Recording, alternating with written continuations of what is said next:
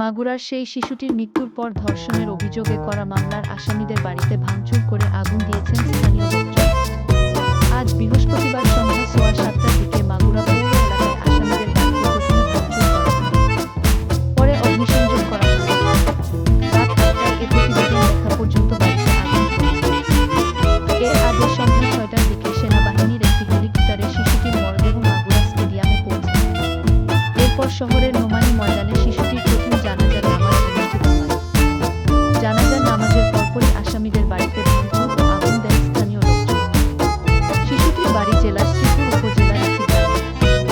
সেখানে রাত ৮:২০ দ্বিতীয় জানাজা সম্পন্ন হয়। ওই গ্রামের কবরস্থানে শিশুটিকে দাফনের প্রস্তুতি চলছে।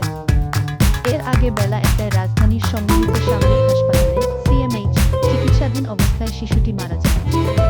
আন্তঃবাহিনী জনসংযোগ পরিদপ্তরের এক সংবাদ বিজ্ঞপ্তিতে বলা হয়, সিএমএইচের সর্বাধুনিক চিকিৎসা ব্যবস্থা প্রয়োগ এবং বিশেষজ্ঞ চিকিৎসকদের সর্বোচ্চ প্রচেষ্টা সত্ত্বেও তাকে বাঁচানো সম্ভব হয়নি। শিশুটির আজ সকালে ৩বার কার্ডিয়াক অ্যারেস্ট হয়েছে।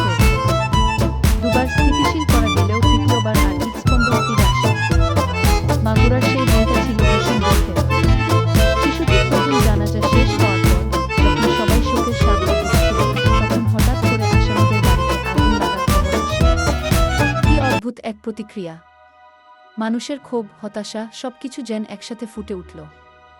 এই আগুন কি শুধুই প্রতিশোধের প্রতীক, নাকি সমাজের অসন্তোষের এক চিত্র?